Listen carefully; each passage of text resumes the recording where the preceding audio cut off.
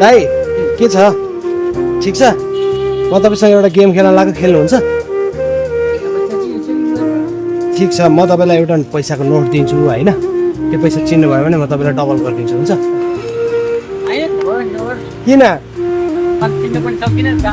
होइन एकचोटि ट्राई गर्नु न ल अन्त ए यो कतिको नोट चिन्नु होइन ट्राई गर्नु भयो भने डबल गरिदिन्छु 50 को हो होइन होला एकचोटि हेर्नु त चेक गर्नु त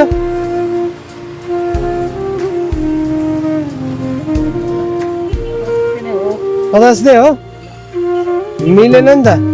हो मिलेन त्यो 50 कै हो होइन ल एकचोटि दिनुहोस् न यो कतिको हो